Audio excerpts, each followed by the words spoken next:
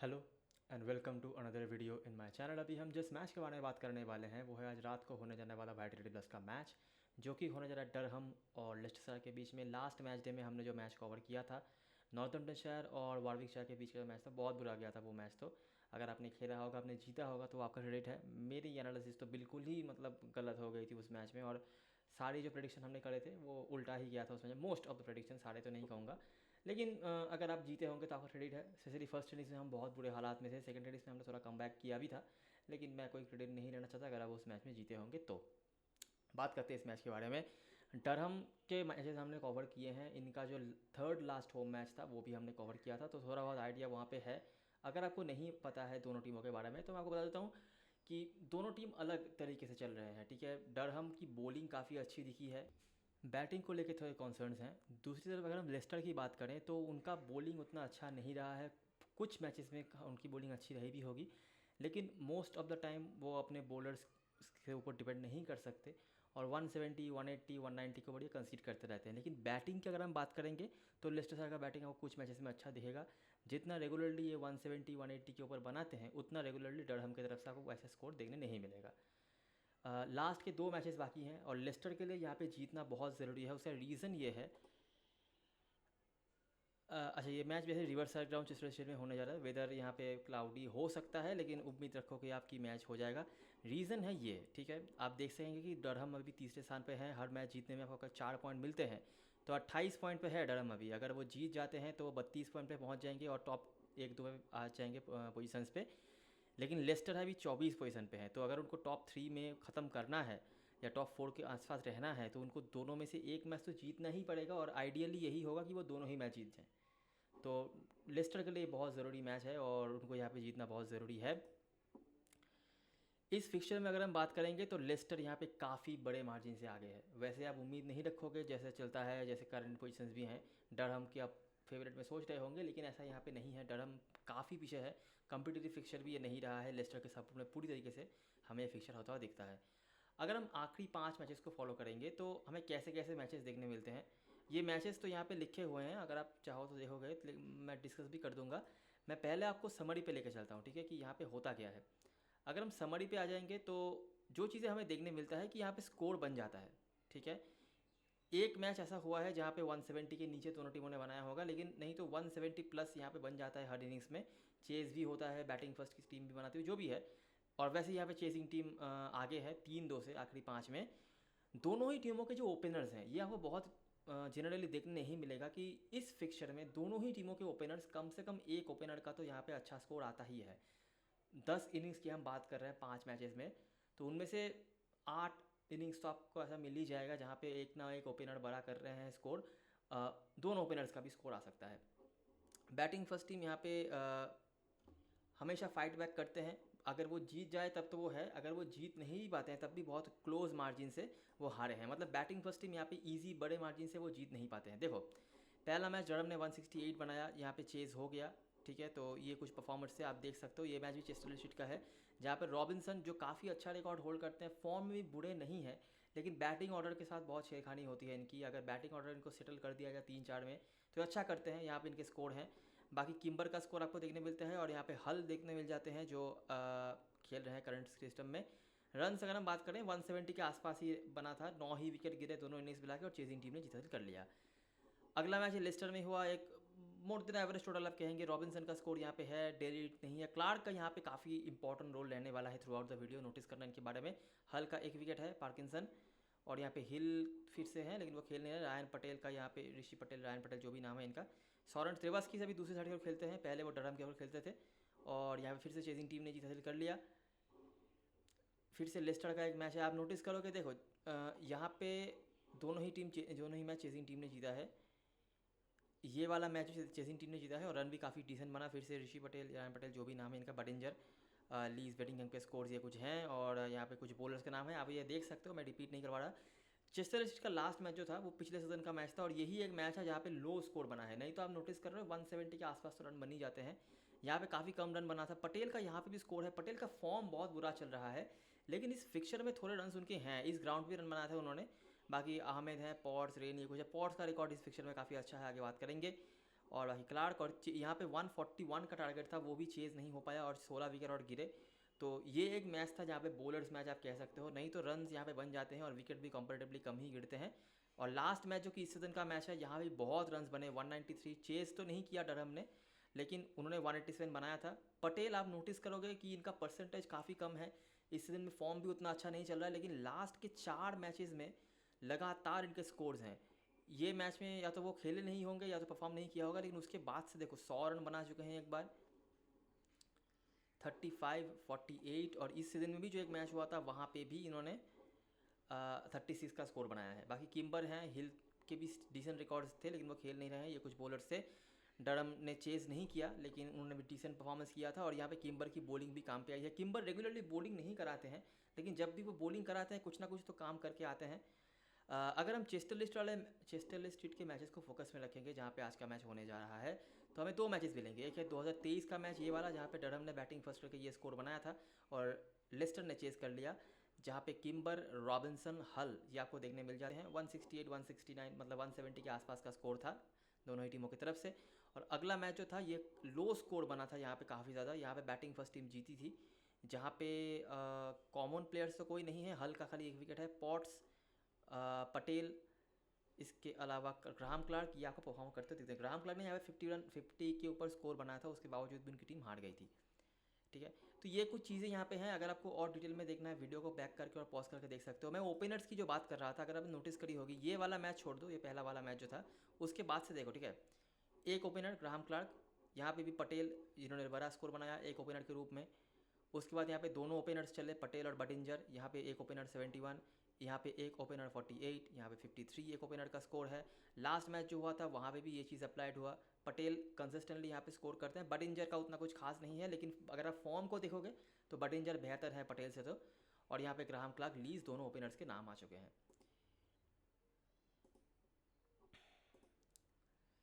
अगर हम individual performers पे चले जाएंगे तो ये चीज़ आपको देखने मिलेगी। ग्राहम क्लार्क काफ़ी मतलब ज़्यादा दिनों से वो खेल रहे हैं और डिसेंट है, बहुत खास कुछ नहीं, ज़्यादा कंसिस्टेंसी आप उनसे उम्मीद नहीं रखते हो, लेकिन यहाँ पे इनका नाम जो है। इसके अलावा अगर हम बॉलिंग की बात करेंगे तो ये कुछ नाम आपको देखने मिल जाते हैं। पार्किंसन डिसेंट है, बहुत खास नहीं, लेकिन पॉट्स का यहाँ पे काफ़ी बढ़िया है। अच्छा, ये 111 है, 11 होगा ये, समझ सकते हैं आप।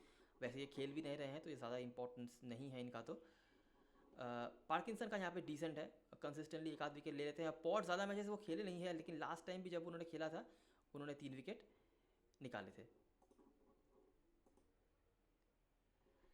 इस ग्राउंड के अगर हम बारे में बात करें तो जो परफॉर्मर्स आपको इस ग्राउंड पे देखने मिल जाते हैं उनमें से रॉबिन्सन का नाम आता है। बेन रेन नहीं खेल रहे हैं और साउटर इस ग्राउंड पे बहुत बढ़िया करते हैं। रॉबिन्सन का प्रॉब्लम ये है, उनके हेड टू हेड में भी थोड़े बहुत नाम है, प्रॉब्लम ये हो रहा है कि इनकी बैटिंग ऑर्डर कोई सेटल नहीं है। कभी नीचे बैटिंग आते हैं, कभी ऊपर आ जाते हैं। अगर एक ठीक ठाक बैटिंग ऑर्डर इनको रखा जाए इनके लिए तो ये काफ़ी अच्छा कर सकते हैं। ठीक है, ये बुरे फॉर्म से नहीं गुजर रहे हैं, मैं आगे फॉर्म भी दिखा दूंगा इनका, लेकिन अगर इनको एक सेटल बैटिंग ऑर्डर दे दोगे आप तो ये कंसिस्टेंटली स्कोर करते रहते हैं। नहीं तो प्रॉब्लम होता ही है परफॉर्मेंस में। अगर आप इनको हिट करने के लिए भेज दोगे, फिनिशर के तौर पे रखोगे, तो ये उतना अच्छा नहीं कर पाते हैं। साउटर यहाँ पे काफ़ी अच्छा करते हैं, most of the time wickets में रहते हैं। इस ग्राउंड पे अगर हम मैचेस की बात करें तो यहाँ पे अगर कैसे कैसे मैचेस जाते हैं उनके बारे में बात कर लें। अगर हम पहले तो समरी पे आ जाते हैं, वहाँ से आपको समझने में आसानी होगी।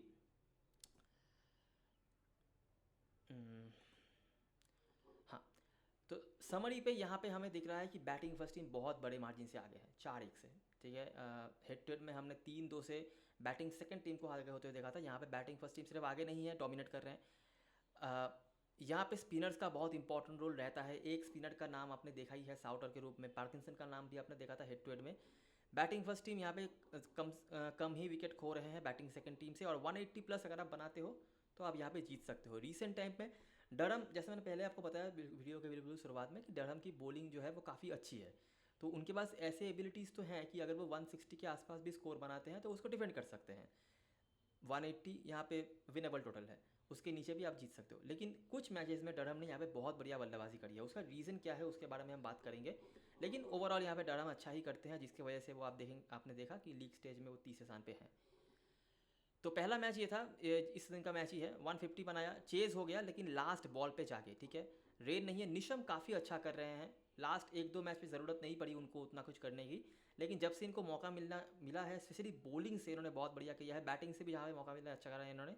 ये 40 रन 42 रन जो भी वो बनाते हैं बहुत तेज़ बनाते हैं, बॉलरों में से ये कुछ थे। ऑलरेडी सीजन के शुरुआत से उतना बढ़िया इनका यूज़ नहीं हो रहा था, लेकिन धीरे धीरे करके उनको रेगुलरली 3 ओवर की बॉलिंग भी मिलती है और फिनिशर के तौर पर इनको रखा भी जाता है, और दोनों ही क्षेत्रों में बॉलिंग से भी और बैटिंग से भी उन्होंने काफ़ी इंप्रूव किया हुआ है। बाकी ये कुछ बॉलर्स है जहाँ पे निशम का नाम देख सकते हैं। अगला मैच 168 था जो कि यहाँ पे डिफेंड हो गया बड़े आराम से। रॉबिन्सन आप नोटिस करोगे कि इनका स्कोर यहाँ पे है, जब भी इनको ढंग से मौका मिलता है अच्छा करते हैं। ऑलरीच का मैंने बताया रीसेंट फॉर्म काफ़ी अच्छा चल रहा है। रीसेंट फॉर्म अच्छा एक और प्लेयर का चल रहा है, वो है एक्करमैन। रीसेंट टाइम पे इन्होंने बहुत इंप्रूव किया है अपने बैटिंग में, फॉर्म पे दिख नहीं रहे थे सीजन की शुरुआत से तो, लेकिन जैसे जैसे टाइम बढ़ता जा रहा है ये अच्छा करते जा रहे हैं। डरम ने इसको भी डिफेंड कर लिया, जहाँ पे ये कुछ बॉलर्स है, Souter, Neesham, Parkinson generally bowling second wickets लेते हैं। साउटर काफ़ी कंसिस्टेंट है और निशम भी काफ़ी अच्छा कर रहे हैं इस सीजन में। रेन अगर खेलते तो उनका भी काफ़ी इंपॉर्टेंट रोल रहता है इस ग्राउंड पे। लास्ट के 3 मैचेस की बात करें तो ये डरहम का मैच ये था, एक 193 रन बना के डिफेंड कर लिया। ये कुछ बॉलर्स थे जहाँ से निशम, साउटर ये सब आप देख चुके हैं। पॉट्स अभी रिसेंट मैचेस में जैसे मैंने आपको पहले बताया कि थोड़ा ज़्यादा रन बनाने लग गई है डरहम की टीम। इसके पहले ये देखो 150 168, वो अलग बात है उनकी बॉलिंग अच्छी रही, लेकिन अभी उनकी बैटिंग में भी इंप्रूवमेंट हुआ है ग्राहम क्लार्क की वजह से। कंसिस्टेंट स्कोर्स में वो हैं, आगे जब हम प्लेइंग 11 देखेंगे वहाँ पे मैं करंट फॉर्म दिखा भी दूंगा इनका। और दूसरे प्लेयर हैं एक्करमैन, ठीक है। एक्करमैन ने भी सीजन के एंड में आते आते फॉर्म पकड़ लिया। यहाँ पे नोटिस करो इन दोनों के स्कोर्स, लीज का भी स्कोर है 193 बन गया, बहुत आराम से डिफेंड हो गया। यहाँ पे भी बहुत ज़्यादा स्कोर बना था, फिर से वही दोनों, और साथ में लीज भी थे। स्पिनर्स का यहाँ पे विकेट था लेकिन कुछ खास फायदा हुआ नहीं।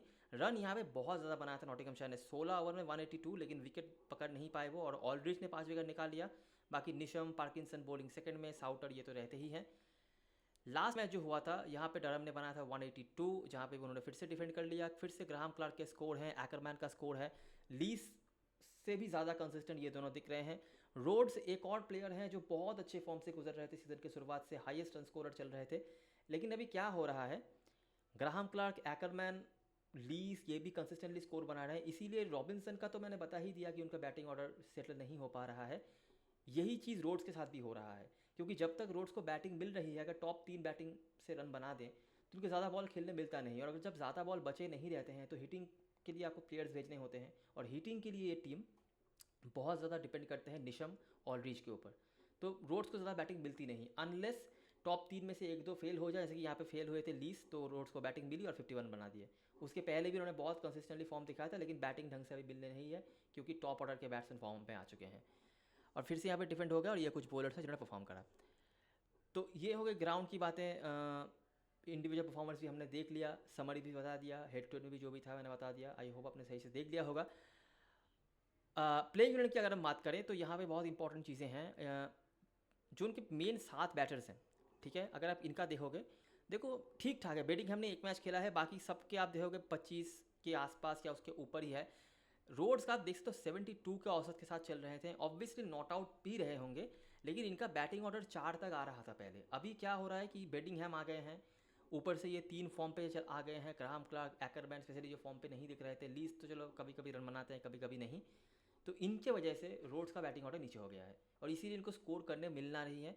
अगर आप फॉर्म को देखोगे तो ये ग्राहम क्लार्क, अच्छा ये मतलब इस सिचुएशन, ये सीक्वेंस में जा रहा है, ये सीक्वेंस में ये लास्ट मैच है, ये second last match, third last match, fourth last match और फिफ्थ लास्ट मैच, आखिरी 5 में जो मैचेस यहाँ पे हैं।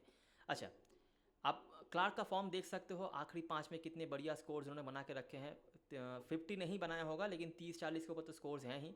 लीज का 100, ये जो बनाया है ये काउंटी में बनाया है, ठीक है, T20 में उतना खास कुछ नहीं है। एक्करमैन 1-0 है, स्टार्ट नहीं लिया, लेकिन जब भी स्टार्ट लिया उन्होंने अच्छे स्कोर्स इन्होंने भी बनाए हैं। उसके बाद रॉबिन्सन आप देखोगे फॉर्म ठीक ठाक है उनका, बस बैटिंग मिल जाए तो वो रन बना सकते हैं। बेडिंघम का ये जो स्कोर है, ये इंटरनेशनल खेल के आए हैं, टेस्ट क्रिकेट, अगर आपको नहीं पता है तो ये स्कोर जो हैं उनके ये टेस्ट क्रिकेट में है। उसके बाद ये कुछ प्लेयर्स हैं निशम वगैरह, निशम ने बैटिंग से कुछ खास अभी तक किया नहीं है। रोड्स जैसे मैंने बताया, अगर बैटिंग मिल जाए तो रन बनाते हैं, अगर बैटिंग ना मिले तो क्या ही कर सकते हैं। बॉलरों में से अगर हम बात करें तो निशम हाईएस्ट विकेट टेकर चल रहे हैं। आप शायद ही सोचते होंगे इतने सारे प्रॉपर बॉलर्स के रहते निशम आपके लिए हाईएस्ट विकेट टेकर होंगे, लेकिन यही हैं। ऑलरेडी ज़्यादा उनको बॉलिंग की ज़रूरत नहीं पड़ती है, लेकिन 2-3 ओवर मिल जाती है कभी कभार, उससे वो विकेट ले लेते हैं। एक बार 5 विकेट भी निकाला हुआ है उन्होंने। बाकी आप यहाँ पे फॉर्म जो है देख ही सकते हो, निशम कंसिस्टेंट विकेट्स में है, यहाँ पे पार्किंसन का भी एक मैच छोड़ के विकेट है। साउटर ने 2 मैच में विकेट नहीं लिया है, लेकिन जब भी लिया है वनडे से विकेट लिया है और इस ग्राउंड पर विकेट्स लेते रहते हैं। पॉट्स लास्ट 3 मैच में विकेट्स में है। यहाँ से जो प्लेयर्स हमारे लिए ज़रूरी होंगे, देखो हमने ओपनर्स को प्रायोरिटी देते हुए देखा है इस फिक्चर में, और फॉर्म भी जो है वो सही है, तो ग्राहम क्लार्क हमारे लिए बहुत ज़रूरी हो जाते हैं। उनका हेड टू हेड रिकॉर्ड भी डिसेंट है। लीज को भी हम शायद लेके चलेंगे, एक्करमैन को भी लेके चलेंगे फॉर्म के बेसिस पे। इसके अलावा रॉबिन्सन, अगर ये 3 आप ले रहे हो तो शायद रॉबिन्सन और रोड जैसे प्लेयर्स की ज़रूरत नहीं पड़े, लेकिन रॉबिन्सन का परसेंटेज ज़्यादा है तो देखना पड़ेगा। निशम तो चलो आपकी टीम में होंगे ही। बेटिंगहैम अभी स्पेस नहीं मिल रहा और ऐसा कोई लिमिटेड ओवर में परफॉर्मेंस भी उनका नहीं है कि मैं कुछ कंसीडर करूं अभी के लिए, लेकिन Graham Clarke, Lees, Ackermann, Neesham और रॉबिन्सन, ये 5 को हम देख सकते हैं। इधर बॉलरों में से अच्छा, यहाँ पे ऑलड्रिच को आप देख सकते हो। ऑलड्रिच को फिनिशर के रूप में इस्तेमाल किया जाता है और 3 ओवर की बॉलिंग इनको कंसिस्टेंटली मिलती है। परसेंटेज प्लेयर हैं, इसीलिए बहुत ज़्यादा फोकस में नहीं रखना है। एक ऑप्शन होंगे ये। यहाँ से जो 5 प्लेयर्स हमने निकाले थे 1 2 3 4 5, उनके साथ ये ऑलड्रिच को आप पकड़ कर चल सकते हो। बॉलर्स जो हैं प्रॉपर बॉलर्स, 3 बॉलर्स हैं हमारे पास, पार्किंसन है, साउटर है, पॉट्स हैं। साउटर को अब इस ग्राउंड पे छोड़ने का सजेशन मैं नहीं दूंगा, most of the time wickets में रहते हैं। पॉट्स का हेड टू हेड रिकॉर्ड काफ़ी अच्छा है और लास्ट 3 T20 मैचेस में विकेटलेस वो नहीं गए हैं। पार्किंसन अगर बॉलिंग सेकंड कर रहे हैं, आप देख सकते हो, मेरे ख्याल से नहीं भी लोगे चल सकता है। तो ये हैं 8 प्लेयर्स, जिनमें से 6-7 जो भी है आप ले सकते हो। वैसे तो ये फिक्सचर जो है डरहम के सपोर्ट में नहीं है, लेकिन सारी चीज़ें जो हैं ग्राउंड में हो या जो भी है करंट फॉर्म, वो डरहम का बेहतर है। ठीक है, तो देखना पड़ेगा क्या हम कर सकते हैं। लेस्टर की तरफ से अगर आपको प्लेयर्स लेने हैं तो मोस्टली उनके आपको बैटर्स लेने पड़ेंगे। अगर आपको कुछ भी नहीं पता है, अगर आप अभी टीम बनाने भी जाओगे, तब भी आपको दिखेगा कि लेस्टर की तरफ से ज़्यादा लोग जो है बैटर्स ले रहे हैं। इनमें से बडिंजर का फॉर्म अगर हम देखेंगे तो थोड़ा सा हिट और मिस तो है, लेकिन जिस दिन चल जाते हैं 15 उन्होंने क्रॉस कर लिया तो 40, 56, 51 तो बहुत हिट और मिस है, लेकिन वही है, परसेंटेज डिसेंट है तो रखना पड़ेगा। शान मसूद का फॉर्म अच्छा नहीं है। उसके बाद रेहान अहमद है। रेहान अहमद ने बैटिंग से काफ़ी अच्छा करा है, 30+ के 2 स्कोर्स हैं, इसीलिए इनको बैटिंग में प्रमोशन भी मिल चुका है, एक 50+ का स्कोर भी बनाया है। हालांकि ये बॉलिंग ऑलराउंडर हुआ करते थे, लेकिन बैटिंग में भी 42 का औसत के साथ चल रहे हैं। बेनकॉस उसके बाद है, ठीक ठाक फॉर्म इनका भी है। उसके बाद किम्बर है। किम्बर ने बैटिंग से बहुत खास कुछ नहीं किया है, रिसेंट फॉर्म उनका उतना अच्छा नहीं है, एक 32 के अलावा 20 के ऊपर नहीं गए हैं, और वैन बीक ने थोड़े थोड़े इनिंग्स खेल के रखे हैं। यहाँ से जो बैटर्स हमें लेके चलने हैं, बडिंजर का हम लेके चल सकते हैं। हालांकि मुझे बहुत उम्मीद नहीं है, क्योंकि ये टीम जो है ये बॉलिंग से काफ़ी अच्छी है और ये ग्राउंड ऐसा नहीं है कि आप हर रोज़ आके रन बना सको, लेकिन उनका फॉर्म ऐसा है, हिट और मिस है, पावर में खेलने आते हैं, तो हम लेके चल सकते हैं। इसके अलावा ऋषि पटेल, ये काफ़ी अच्छा रिकॉर्ड होल्ड करते हैं। Last 4 head to head match में 30+ के स्कोर्स हैं, 2-0 हैं इनके खाते में, लेकिन जब उन्होंने थोड़ा स्टार्ट लिया है तो 50-50 बना के रखा है। ये एक इनिंग्स काउंटी का भी है वैसे। इसके अलावा किम्बर, ये इनको बॉलिंग की वजह से आप देख सकते हो, बैटिंग रिकॉर्ड उनका बहुत अच्छा नहीं है, फॉर्म बहुत अच्छा नहीं है, बाकी आप किसी को लोगे नहीं। बॉलरों में से अगर हम बात करें तो रेहान अहमद बहुत खास कुछ उन्होंने बॉलिंग नहीं कराई है, कभी कभी बॉलिंग मिलती भी नहीं। वैन बीक ने भी कंसिस्टेंट विकेट्स में वो रह रहे हैं, रन थोड़ा बहुत दे देते हैं लेकिन विकेट्स में रहते हैं वो, एक मैच विकेट ले हालांकि गए हैं। उसके बाद स्क्रीवन ने कुछ खास नहीं किया है। आप देखेंगे, आप देखो बॉलर्स का फॉर्म अगर आप देखो वैन बीक 4 में से 3 बार विकेट है, स्क्रीवन 4 में से 1 बार विकेट उन्होंने दिया है। थॉमस, ये 2 मैचेस उन्होंने खेले हैं, रीसेंट के जो 2 मैचेस हैं, लास्ट के 2 मैचेस ये उन्होंने खेले हैं फर्स्ट टीम के होकर इस फॉर्मेट में। उसके पहले वो खेलते थे सेकंड टीम के होकर, वहाँ पे बहुत बढ़िया फॉर्म उन्होंने दिखाया है। ठीक है, तो वो उनका अच्छा रहा, बैटिंग भी अच्छी खासी कर लेते हैं। उसके बाद वुड देखो 4 में से 2 बार विकेट है, इनका भी 4 में से 2 बार विकेट है। किम्बर लेकिन जब भी बॉलिंग कराते हैं विकेट लेके आते हैं, ज़्यादा बॉलिंग लेकिन कराते नहीं हैं। तो सिर्फ बॉलिंग की वजह से अगर आपको देखना है तो किसी के भी ऊपर मैं उतना फोकस नहीं कर सकता। ये थॉमस को आप एक बार के लिए देख सकते हो, इन्होंने लोअर लेवल क्रिकेट में सेकंड टीम के होकर बहुत बढ़िया किया हुआ है। वैन बीक, रेहान अहमद को भी रेगुलरली बॉलिंग नहीं मिलती है। किम्बर, इन प्लेयर्स को आप लोगे क्योंकि ये बॉलिंग कुशन आपको दे सकते हैं, लेकिन सिर्फ बॉलिंग के लिए आप किसी के भी ऊपर फोकस नहीं कर सकते। शायद थॉमस को आप एक बार के लिए लेकर चलो, लेकिन वो भी स्मॉल लीग में ले पाना मुश्किल होगा। तो यहाँ से जो प्लेयर्स हम लेकर चलेंगे लेस्टर की तरफ से, ऋषि पटेल, बडिंजर, किम्बर, वैन बीक, ये 4 हो गए।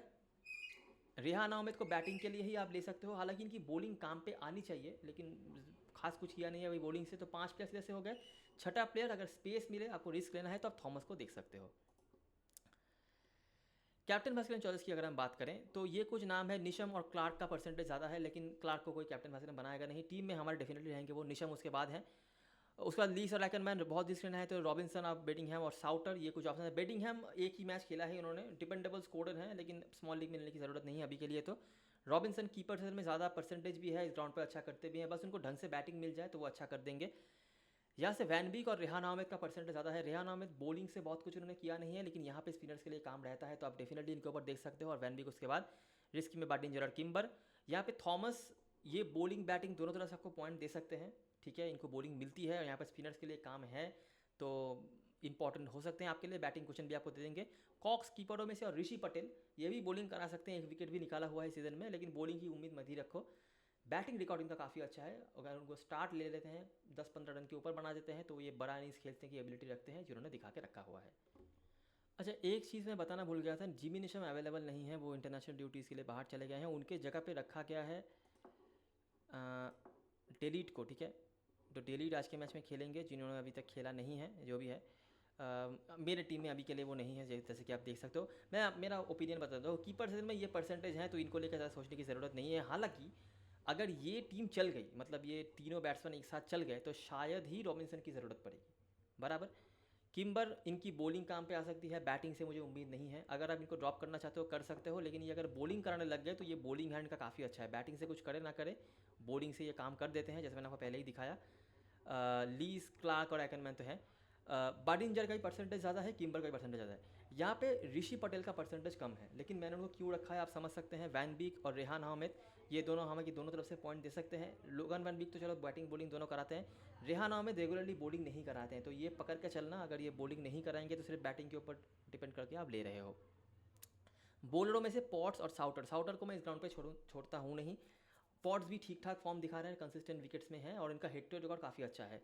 अगर यहाँ पे कुछ चेंजेस आपको करने हैं, ग्राहम क्लार्क और लीस में से आप एक को छोड़ सकते हो, ठीक है। लीस ही ज़्यादा नाम आता है क्योंकि वो फॉर्म को थोड़ा इनकन्सिस्टेंट है। उनके जगह पे आप जिनको ले सकते हो, कैलम पर्किंसन, अगर वो बॉलिंग सेकंड कराते हैं तो। यहाँ से कोई बॉलर मेरे लिए नहीं है लेने लायक। अच्छा, हल मैं कहूँगा, हल अच्छे फॉर्म से गुजरे हैं, ठीक है, अभी तक कुछ खास उन्होंने किया नहीं है, लेकिन इस हेड टू हेड में एक बार 3 विकेट वो ले चुके हैं इसी पर्टिकुलर ग्राउंड पे। छोटी लीग में ना सही, बड़ी लीग में आप देख सकते हो, स्पेशली बॉलिंग फर्स्ट में कैलम पर्किंसन, आप बॉलिंग सेकंड में लेना, ठीक है, बॉलिंग फर्स्ट में ज़रूरत नहीं है। यहाँ से ऑलरिज एक हैं, ऑलरिज बहुत खास कुछ तो नहीं, लेकिन फिनिश कर सकते हैं। तो अगर समझ लो टॉप के सारे 3 बैट्समैन चल गए, मिडिल ऑर्डर के किसी रन नहीं आए, इनको बैटिंग मिल गई, 2-3 ओवर की बैटिंग मिल गई, तो ये फिनिशिंग बहुत अच्छी करते हैं और 3 ओवर की बॉलिंग मिलती है। तो ऑलराउंडर में से ऑलरिज, बॉलरों में से पार्किंसन, बैटरों में से मुझे लगता है मैंने सारे लेने लायक प्लेयर्स को ले ही लिया है। तो ऑलराउंडर एक है और बॉलर एक है, इन दोनों पोजीशंस पे आप ले सकते हो। किसके जगह पे ले सकते हो? किम्बर के जगह पे। आपको उम्मीद ये रखनी है कि ये बॉलिंग ना कर जाएं, अगर बॉलिंग करें तो ये बॉलिंग हैंड अच्छा है इनका, विकेट लेते हैं। और शायद लीज के जगह पे, इन दोनों के जगह पे आप ये दोनों चेंजेस कर सकते हो, ऑलराउंडर और बॉलर में। कैप्टन वाइस कैप्टन चॉइस की बात करें, अगर निशम खेलते तो हमारे लिए सेफेस्ट ऑप्शन बन जाते, लेकिन क्योंकि वो नहीं खेल रहे हैं तो थोड़ा आपको अलग सोचना पड़ेगा। लॉजिकल क्या है, लेस्टर की बॉलिंग अच्छी नहीं है, तो हम उम्मीद यही रखेंगे कि डरहम यहाँ पे रन बना दे। हालांकि डरहम की बैटिंग भी बहुत भरोसे लायक नहीं है, तो अगर हम ऐसे ऑप्शंस को देख रहे हैं बैटिंग से जो हमें काम कर सकते हैं, तो उनमें से सबसे ऊपर नाम आना चाहिए ग्राहम क्लार्क का। रिकॉर्ड अच्छा है, फॉर्म अच्छा है। दूसरे जो प्लेयर का नाम आना चाहिए वो है एक्करमैन। एक्करमैन अपने पुराने टीम के अगेंस्ट में खेलेंगे, फॉर्म इनका अच्छा है, तो ये दोनों बैटरों में से आपके लिए ऑप्शंस बन जाते हैं। और बॉलरों में से देखना है तो सबसे बड़ा नाम जो है साउटर का ही आना चाहिए। बड़ी लीग की अगर हम बात करेंगे तो ये कॉम्बिनेशन बड़ी लीग के लिए सही है, ये परसेंटेज टीम नहीं है, लॉजिकल भी है। बस किम्बर को मैं बॉलिंग की वजह से ले रहा हूँ, इनकी कोई गारंटी नहीं है, तो किम्बर के जगह पे आप ऑलरीज को आराम से ले सकते हो, ठीक है। और बॉलर में से पार्किंसन, अगर बॉलिंग सेकंड करा रहे हैं तो। ये कॉम्बिनेशन स्मॉल लीग में थोड़ा रिस्की ज़रूर होगा, लेकिन सारे प्लेयर्स लॉजिकल हैं। ये किम्बर की बॉलिंग का गारंटी नहीं है, तो उसको छोड़ के बाकी सारे प्लेयर्स लॉजिकल हैं। कैप्टन वाइस कैप्टन, अगर आपको सेफ देखना है तब भी मुझे लगता है कि आप सिर्फ परसेंटेज देख के नहीं जा सकते स्मॉल लीग में भी। वैन बीक हालांकि होने चाहिए वैसे तो, लेकिन मेरे हिसाब से ग्राहम क्लार्क और एक्करमैन अच्छे ऑप्शन हैं। बड़ी लीग खेलोगे तो साउटर को आप थोड़ा रिस्की ऑप्शन के तौर पर देख सकते हो। बड़ी लीग खेलोगे तो ऋषि पटेल को ज़रूर ट्राई करना। उम्मीद ये रखना है कि ये थोड़ा स्टार्ट ले लें, 10-15 रन बना देंगे तो उसके बाद ये बड़ा खेल सकते हैं, इनके इस पिक्चर में रिकॉर्ड अच्छे हैं। और रेहान अहमद, रेहान अहमद का परसेंटेज वैसे डिसेंट ही है, लेकिन बॉलिंग उन्होंने ज़्यादा कुछ किया नहीं है। लेकिन यहाँ पे जो है इनकी बॉलिंग काम पे आ सकती है। लेग स्पिनर्स यहाँ पे जनरली इफेक्टिव रहते हैं, अगर आप नोटिस करोगे। अब देखोगे बॉलिंग से खास कुछ उन्होंने किया नहीं है, मोस्ट ऑफ द पॉइंट्स जो है उनके बैटिंग से हैं, कभी कभी बॉलिंग मिलती भी नहीं है इनको, ठीक है, ये एक मैच उन्होंने लैंकाशायर के अगेंस्ट में खेला था, ये भी मेरे ख्याल से मैनचेस्टर में ही था जहाँ पे लेग स्पिनर्स के लिए हेल्प होता है, तो वहाँ पर उन्होंने काम किया था। ठीक है, तो ये रही सारी चीज़ें और सारी एनालिसिस। अगर आपको वीडियो पसंद आई हो तो लाइक ज़रूर करना, सब्सक्राइब करना चैनल को, टेलीग्राम चैनल पे ज़रूर ज्वाइन हो जाना, क्योंकि लास्ट मोमेंट पे सारी अपडेट्स जो है उतर आने वाली हैं। तब तक के लिए best luck for this match and good bye for now.